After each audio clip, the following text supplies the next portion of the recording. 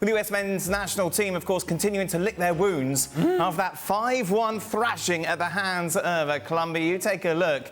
The record under Gregg Berhalter, it's not impressive, is it? 6 wins in 18 games against the top 20 world ranking. 4 of those victories against Mexico, so that doesn't really count, does it? The other wins against Iran and Morocco.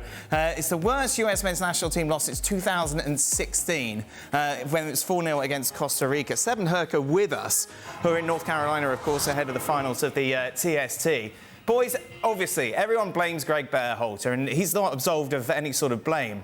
But isn't it just the fact that there's this rhetoric that if we get a proper coaching around these amazing players, that they will shine, that they'll be brilliant? But isn't the fact of the matter is, these aren't amazing players. These are mediocre players at best, the majority of them. So why are we surprised when they serve up mediocrity? Interesting historical reference you bring up there, Dan. The last big defeat like this, that 4-0 against Costa Rica.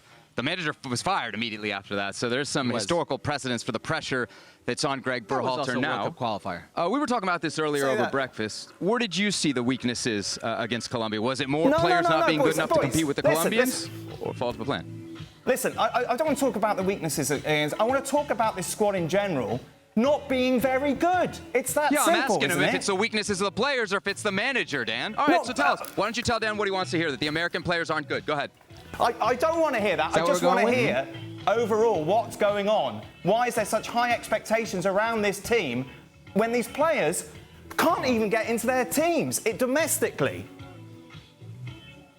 Yeah, because it's not the first time these players couldn't get into their teams domestically. Yeah, Christian Pulisic definitely not a starter for AC Milan. Yeah, well, and also McKinney definitely not a starter for Juventus. If you go through the history. Oh, you two can get a coffee later on. Let me get through this, okay?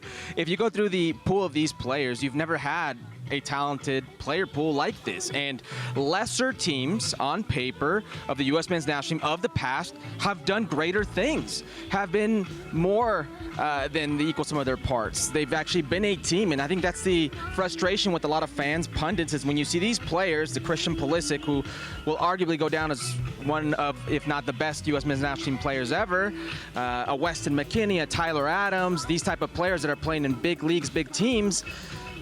It feels like you're letting these players go to waste. Why can't Gregg Berhalter, why can't the Federation get the most out of these players? Because Jurgen Klinsmann did so, because Bob Bradley did so, because Bruce Arena did so. And what I mean by did so is punching above their weight. When have we seen this U.S. men's national team punch above their weight? I think that's the displeasure amongst fans and pundits. Yeah, look, Dan, if you want to say that the U.S. isn't as good and their players aren't as good as the elite, I think that's a totally fine assessment. That's reasonable. That's normal. There's not American fans that would fight you on that. The question here is, one, is Colombia elite, and are they 5 goals on you elite? That's the reaction here that we're seeing from U.S. fans, the frustration with Gregg Berhalter. This U.S. team may not be as good as Colombia, but they're not 5-1 at home worse than Colombia, Dan, and that's where you're seeing the upset reaction from the fans. Am I barking down the wrong tree? Well, with this guy's, yeah.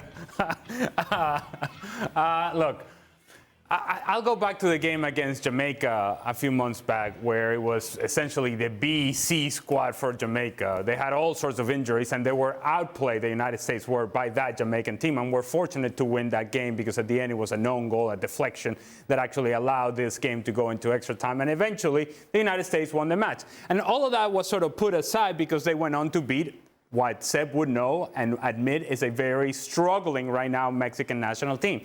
And so it was like, well, it's all good. We forget about what happened against Jamaica. Well, the truth is that same mistakes that you saw in that Jamaica game, you saw in this Colombia game against a better team than Jamaica. And guess what happens?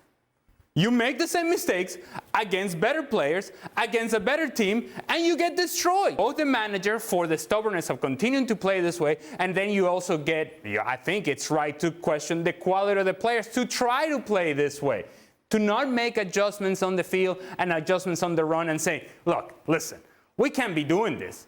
We can't continue to make these mistakes and think that we're going to get away with it against a team of the quality of Colombia, who, by the way, as good as they have been in World Cup qualifiers, Colombia is a good team, not a great team. The United States made Colombia look as if they were 1970 Brazil, as if they were 1988 Netherlands, as if they were the top of the top. Colombia's up and coming. They have been good in World Cup qualifiers, but they haven't been this good, or certainly as good as the United States made them look. Can we just see the starting 11 again, who played against Colombia? You take a look at it, Steve. You've got Matt Turner, who's not playing, who got dropped.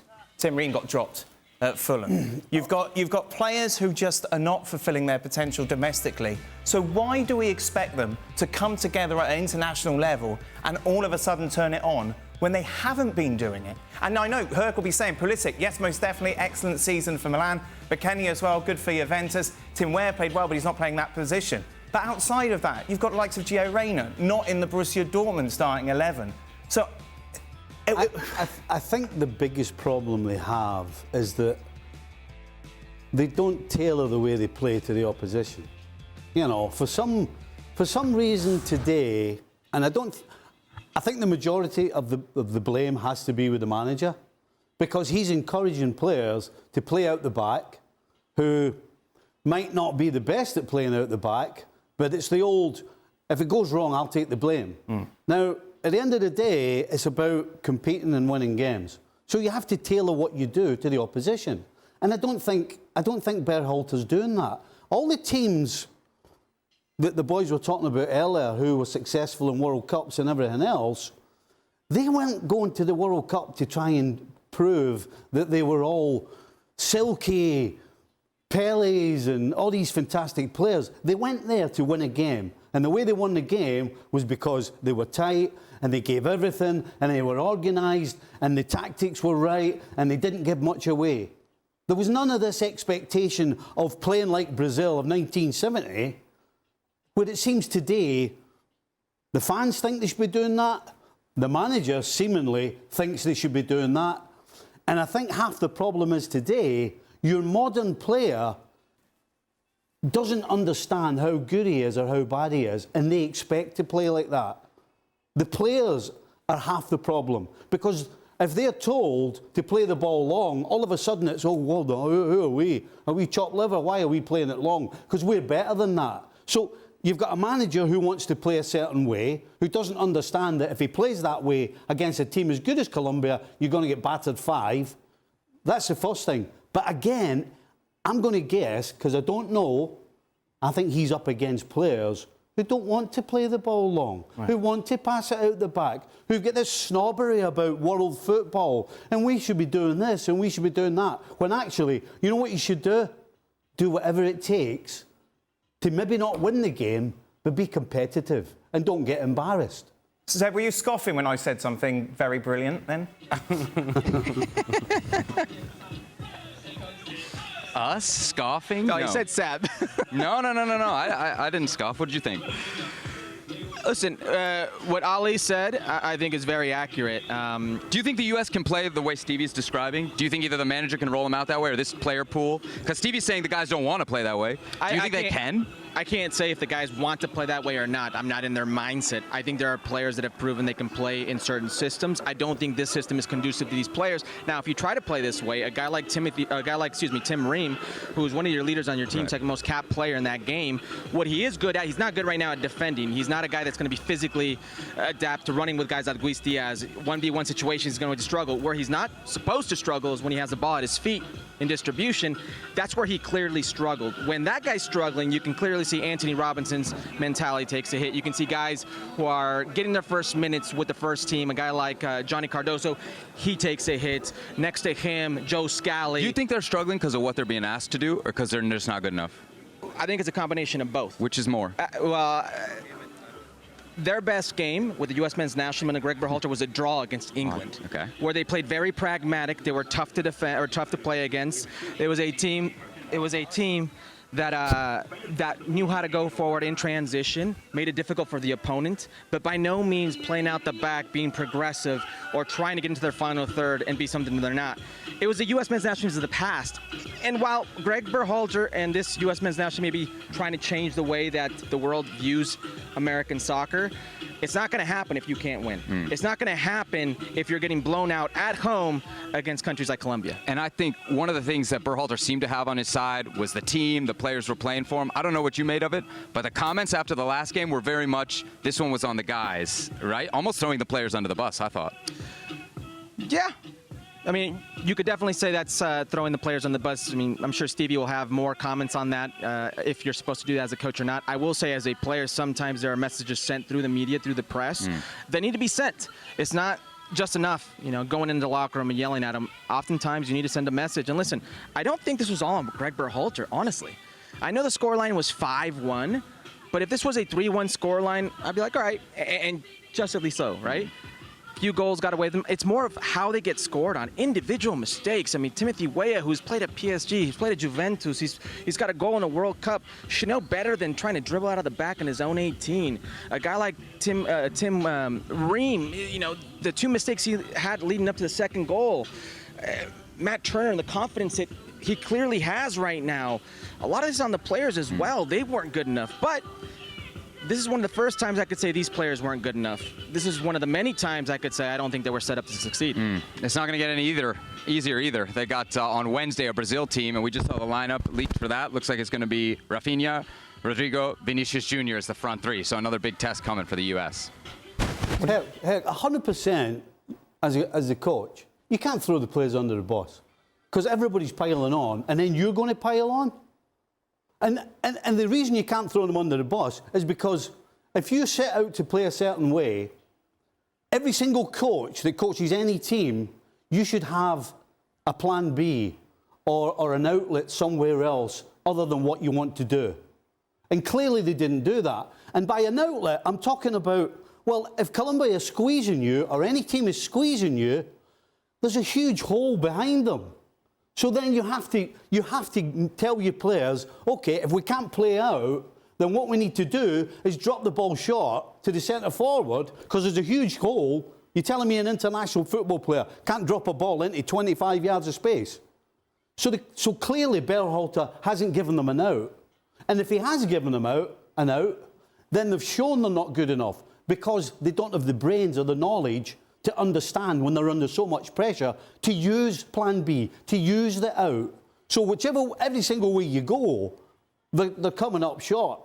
But as I said to start, you can't throw your team under the bus. It's up to your team to understand when it's their fault and when it's the coach's fault. It's not for you to go in the press and throw your team under the bus. That's not acceptable in my book. I think in general, I just think there needs to be an acknowledgement of your own limitations before you go and try to be what you think you can be.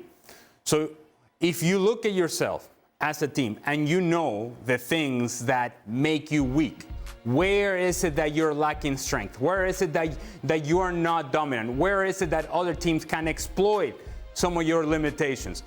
The moment you identify that and are able to try to improve those areas, or at the very least limit those problems, or shade teams away from those problems, force the ball away from those problems, force the pressure away from those problems, hide your limitations, the more you can do that as a team like the United States, you're going to be able to win more games. And you're going to give yourself more opportunities to be in games. But if you haven't had, I think, the clarity of mind, and in some ways I would have to say the humility to understand and recognize who you are exactly as a national team and what your ceiling realistically is and what is it that you can do on the field. If you haven't had that clarity of mind and the humility to recognize what that is, then you're starting from a place of fantasy, a place of hope, a place of optimism, but it's blind optimism.